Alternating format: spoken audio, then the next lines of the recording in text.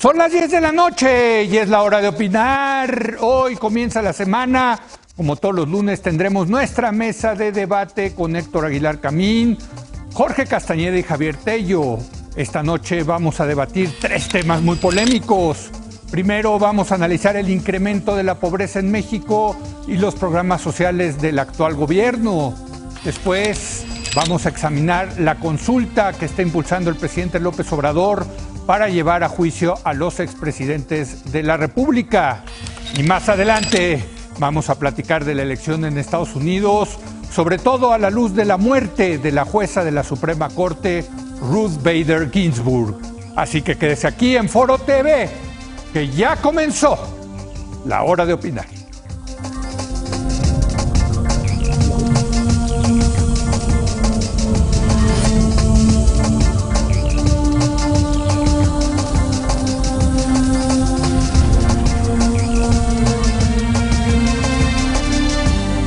Muy buenas noches. El sexenio en que se prometió apoyar más a los pobres será con toda probabilidad en el que más mexicanos entrarán a la pobreza debido a la crisis económica y la inflexibilidad del gobierno actual para resolverla lo antes posible. Se prevé que no habrá crecimiento del PIB per cápita al término de este gobierno, sino una contracción de menos 3.1% en comparación a 2018, cuando comenzó este gobierno, y esto de acuerdo a las cifras oficiales del presupuesto que envió el gobierno al Congreso. El Coneval, fíjese usted, el Coneval indica que la línea de pobreza por ingresos es de 2.097 pesos por mes en el ámbito rural y de 3.224 pesos en el urbano. Un estudio de BBVA Research estima que si el PIB se contrae en menos de 7% este año, 12 millones de mexicanos que hoy son de clase media-baja pasarán a ser pobres por ingresos. Si cae menos de 12%, el incremento será de 16.4 millones de mexicanos que entrarán a la pobreza. Y si cae un 10%, como pues todo parece indicar, estaríamos hablando de alrededor de 14 millones de mexicanos que entrarían a la pobreza.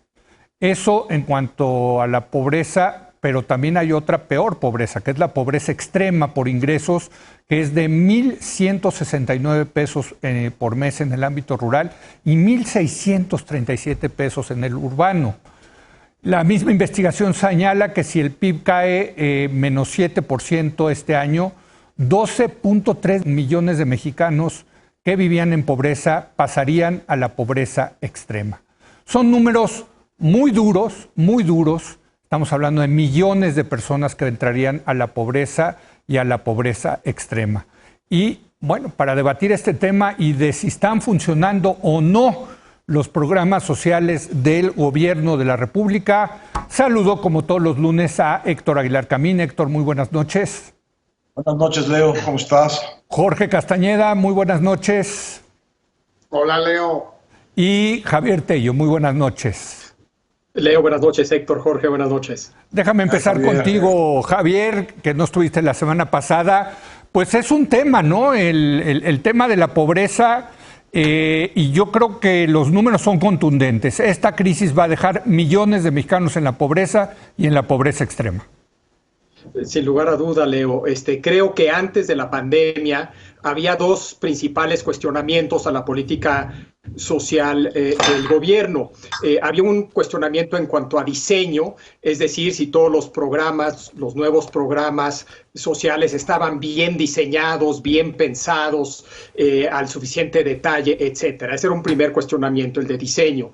Un segundo cuestionamiento tenía que ver no tanto con su diseño, sino con su implementación. Si estaban bien implementados, se estaban implementando de una manera eficaz y eficiente, estaban llegando a la población objetivo, etcétera, etcétera. A esos dos problemas de antes de la pandemia se han agregado otros dos temas que señalabas ahorita en la introducción. Primero, que el tamaño del pastel se achica. Y no solamente se achica el tamaño del pastel a repartir, sino que se incrementa la población objetivo a atender. Entonces, se complica mucho la cosa. Si ya había cuestionamientos en cuanto a diseño y implementación, que ahora con esta evaluación que mencionas de Coneval, pues se le empieza a poner detalle, y una vez más hay que recordar que el Coneval es un ente público, es parte del gobierno, no es un think tank privado ni nada, es parte del gobierno, y evaluó los programas sociales y sobre todo estableció que era difícil saber si estaban funcionando o no, porque no había la información suficiente para saber si estaban funcionando o no.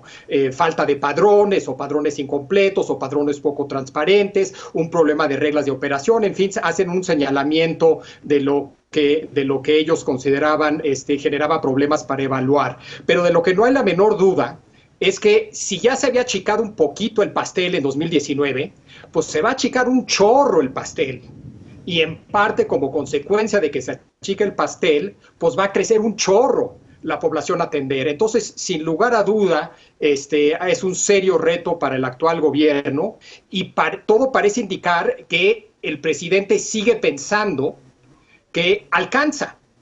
Es decir, con austeridad, más austeridad, con enfocar los recursos, reasignando recursos a los programas sociales, apostando que habrá el suficiente crecimiento el próximo año y los otros 3 años que siguen, me imagino que piensa que más o menos le alcanzará.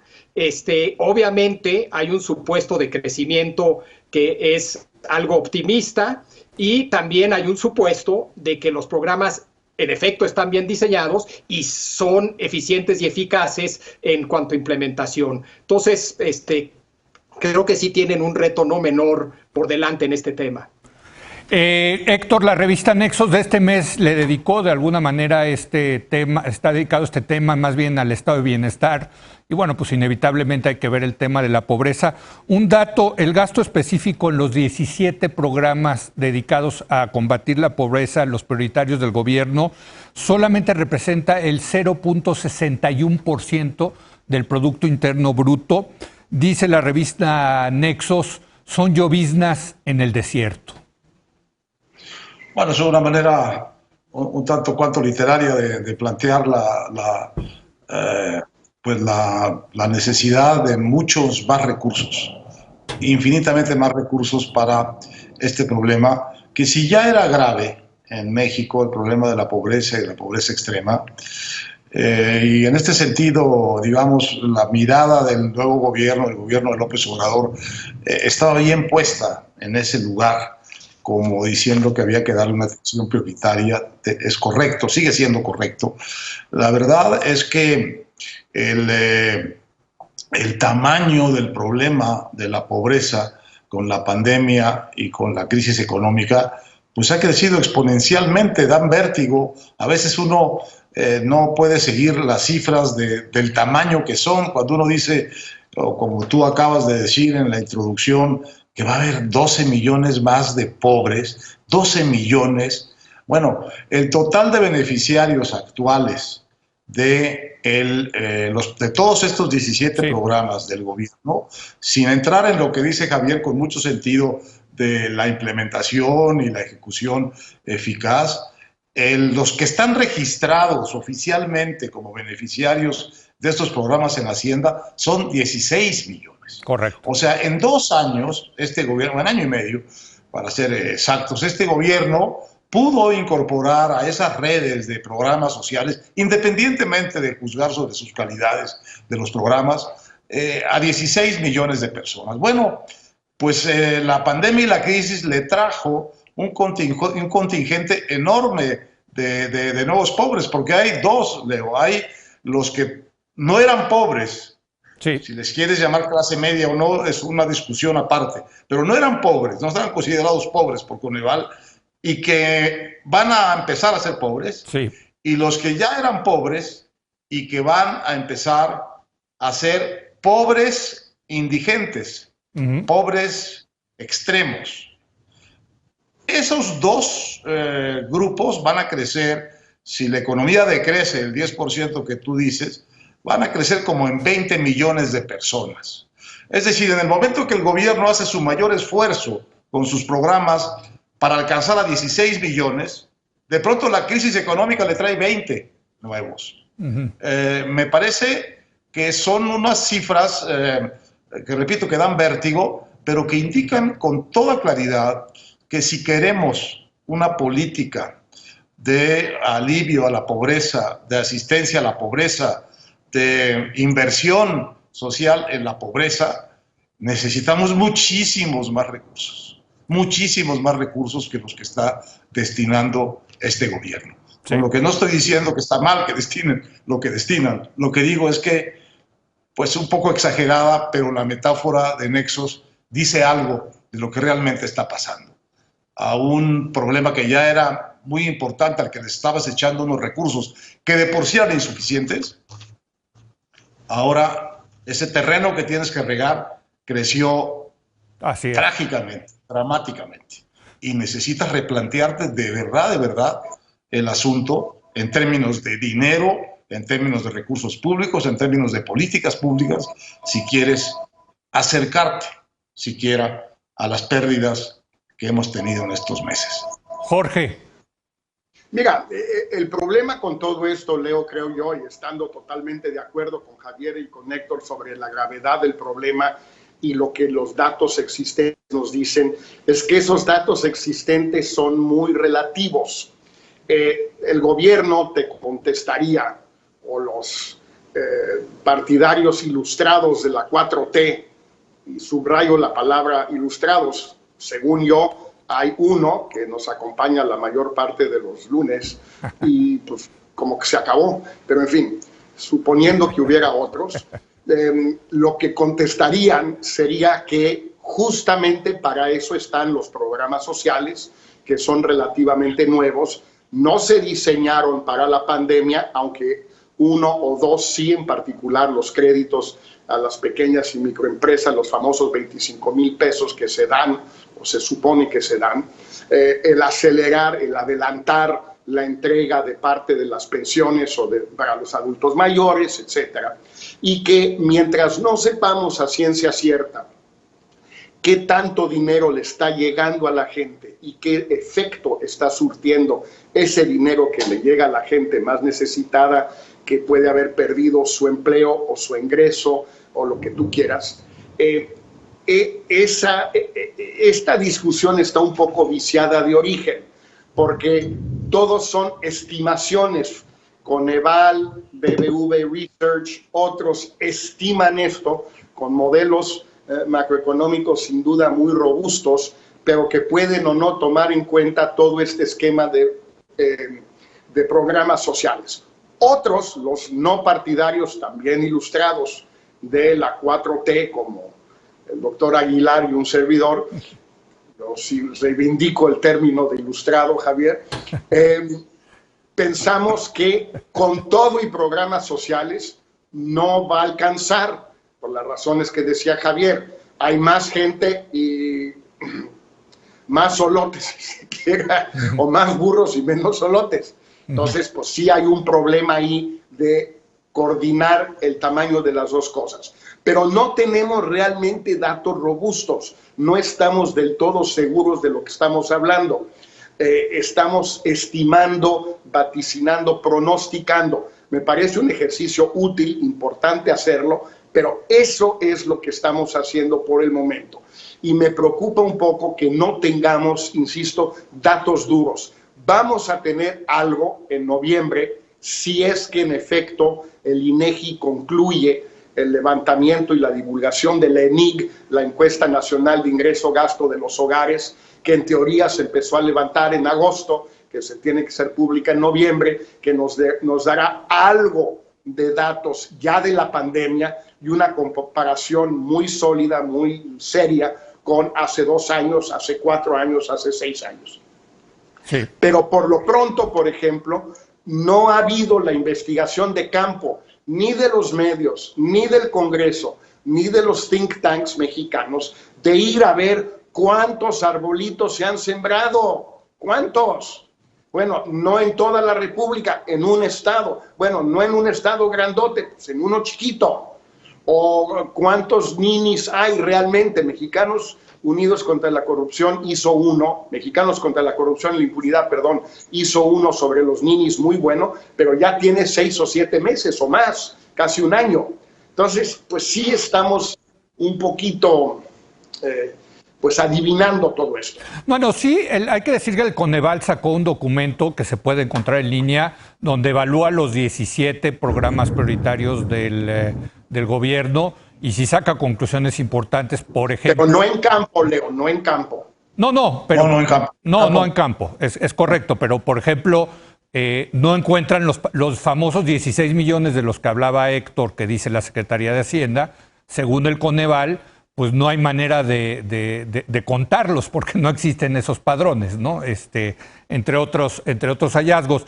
Pero a ver, Javier, todavía el año pasado tú decías que el proyecto López Obradorista de una mayor igualdad y menos pobreza no dependía del crecimiento económico, si no mal recuerdo. No, jamás dije eso. Bueno. Lo que dije es que este no era un proyecto de crecimiento, como por ejemplo fue el proyecto de Peña Nieto. Sí. Que el proyecto era uno de crecimiento equitativo, inclusivo, y ponía el énfasis en el calificativo sin deshacerme de la palabra crecimiento. Correcto. Es decir, tú puedes crecer a 3% y el 50% más alto de la población se lleva 2/3 partes de ese crecimiento, o puedes crecer a ese mismo 3% y el 50% más pobre de la población se lleva 2/3 partes del crecimiento. Claro. Mismo crecimiento, distribución muy distinta. No, totalmente de acuerdo. Era... Okay. No, pero entonces, totalmente. Obviamente tiene que crecer. Obviamente tiene que crecer. A ver, Jorge, tú querías... Un segundo nada más, por Dios. Venga. A ver... ¿Ya ven por qué le digo ilustrado? Pero a ver, Javier, porque aquí el tema es un proyecto, corrijo, de crecimiento con igualdad. Pero el tema... Inclusivo, exacto, está bien. Aquí el problema es que, de acuerdo a las propias cifras de Hacienda de pronósticos de este sexenio, no va a haber crecimiento. Entonces, ¿dónde queda la inclusión? No, por eso... Empecé diciendo que están en serios problemas en cuanto a ese objetivo de crecimiento inclusivo, porque si no hay crecimiento, por más inclusivo que quiera ser, pues tienes problemas. Ahora, lo seguirán tratando de hacer y te doy un ejemplo. El énfasis en el sur-sureste no tiene que ver con un tema de crecimiento, es decir, el PIB del sur-sureste no mueve el PIB nacional, pero sí hay un chorro de gente que vive en el sur-sureste. Entonces, la razón por la cual querían invertir mucho en el sur-sureste es para impactar no el PIB, sino el PIB per cápita.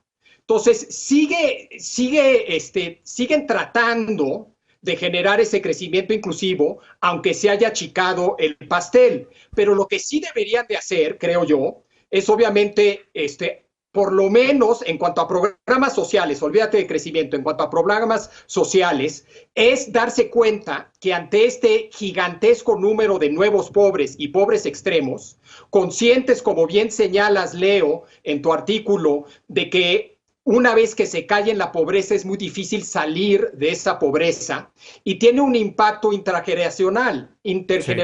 ¿Por qué? Porque los niños chiquitos, los niños de esas familias, crecen comiendo más mal, no yendo a la escuela, etcétera, etcétera, y eso les da en la torre a sus posibilidades en el futuro. Correcto. Entonces, un ajuste que podrían hacer, por ejemplo, sería el énfasis antes de la pandemia era en dos grandes grupos, jóvenes y adultos mayores, que era un enfoque muy correcto porque la mayoría de la pobreza y pobreza extrema se encuentra más en jóvenes y adultos mayores.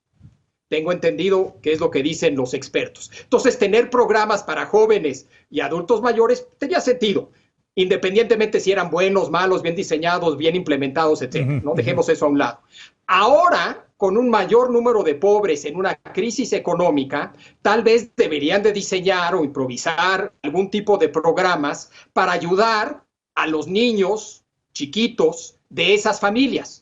No significa necesariamente desatender a adultos mayores ni a jóvenes, pero sí darse cuenta que para que esto no tenga un impacto de largo plazo en esas familias, tratar de atender de alguna manera a los niños chiquitos de esas familias. Que era lo que trataba de hacer los programas como Oportunidades, Progresa, Prospera, que por cierto este gobierno quitó. Héctor. Mira, aprovecho los matices que introduce Javier respecto de las consecuencias transgeneracionales, es decir, que de larguísima duración, que puede tener una crisis de pobreza y de empobrecimiento como la que estamos teniendo en este momento.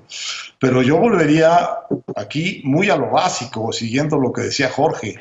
Lo primero que tiene que hacer el gobierno, no los think tanks privados, ni las revistas, el gobierno, es volver a contar en este momento de qué se trata la pobreza en México. ¿Quiénes son en este momento los pobres de México? ¿Cuántos más hay? ¿En dónde están? ¿Y cuánto dinero necesita poner el país para contener este momento de empobrecimiento que puede alcanzar en algunas regiones, y no quisiera ponerme apocalíptico, dimensiones de crisis humanitaria?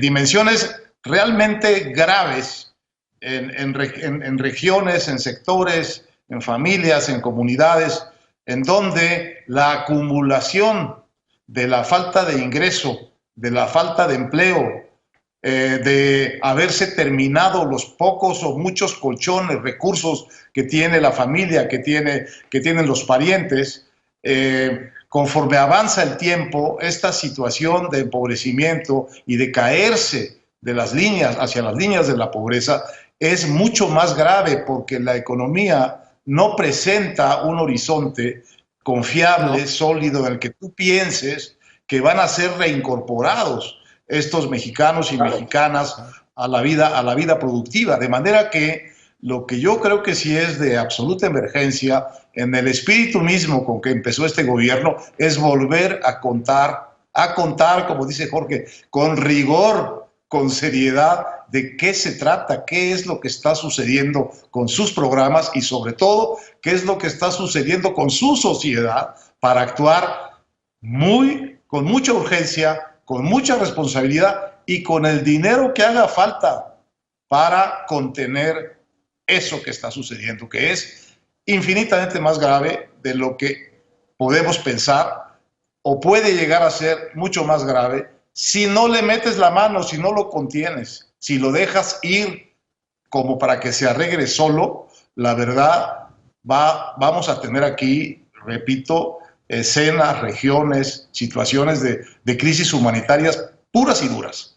Así que me parece que lo urgente es volver a contar, volver a conseguir dinero, conseguir el dinero donde sea. Desde luego no va a salir del presupuesto. Es imposible que salga del presupuesto, y ponerse seriamente a ver esta tragedia en marcha, esta tragedia social en marcha en la que estamos. A lo largo de los 10 años que llevamos aquí en La Hora de Opinar, varias veces discutimos, Jorge, el tema de si el periodo neoliberal había llevado a México a una sociedad mayoritariamente de clases medias. Fue un debate que dimos varias veces. Bueno, pues todo puede indicar que terminando este sexenio puede ser que tengamos menos clase media. Bueno, aparentemente, Leo, lo que pasó en México y lo que sucedió en otros países que habían tenido un cierto éxito en esta materia, como por ejemplo Brasil, mucho más Chile, es que la crisis de 2009 no afectó mayormente la distribución de riqueza, ni sobre todo el número de gente que bajaba de nuevo, caía de nuevo en la pobreza. Aunque fue una crisis profunda, el PIB cayó 5 o 6 puntos en muchos países, incluyendo a México, desde luego. Lo que sí sucedió es que la clase media, que había venido creciendo, empezó a ya no crecer, a estancarse. Claramente eso sucedió en México del 2010, 2011 para adelante, o creció muy poco, en todo caso no como antes. En este momento es muy posible que eso se haya estancado, y que no solo estancado, sino que la clase media está decreciendo, y la clase media está cayendo a clase media baja, porque ciertos artículos de consumo, sobre todo duraderos u otros servicios de clase media, media típica, como un seguro médico privado, como escuela privada, como vacaciones un par de veces al año a la playa o lo que tú quieras, todo eso pues empieza a caer. Y luego la gente que estaba en la clase media baja, que es la que más se había beneficiado de estos 25 años de estabilidad y de relativo crecimiento económico, pues empiece a caer también. Ahí sí, quizás tendré una pregunta, una duda en relación a lo que decía Javier. No estoy seguro que puedas tener el mismo crecimiento, 3%, y repartirlo más o menos como se te dé la gana. Es decir, concentrarlo en los deciles superiores, los 3 o 4, o en los 5 menores. Hay tendencias estructurales históricas de muchos países, la curva Kuznets desde principios de los años 50, etcétera, que te tienden a decir que cualquier tipo de crecimiento, a menos de que sea digamos, al estilo soviético, si no tienes algo así, pues probablemente tu crecimiento se va a concentrar arriba, lo cual además tendría cierto sentido, porque si se concentra arriba, va a haber más ahorro, y si hay más ahorro, va a haber más inversión, y si hay más inversión, va a haber más crecimiento. Pero por lo pronto, lo que sí parece importante entender es que no puedes tener el mismo paquete de políticas sociales antes de la pandemia que durante y después de la pandemia. La pandemia y la contracción económica consiguientes sí son factores increíblemente decisivos que te deben obligar a cambiar que lo que quieras, pero algo. Pero no me digas que va a ser lo mismo, porque entonces es como si pensaras que la pandemia no existe y que la contracción económica no importa. Bueno, hasta acá llegamos con este tema. Desde luego vamos a seguirlo revisando muchas veces más. Va a ser, yo creo que uno de los temas principales de aquí en adelante a lo largo de lo que resta de este sexenio. Por lo pronto vamos a hacer una pausa y regresamos a hablar de la propuesta de consulta para enjuiciar a los expresidentes. Regresamos.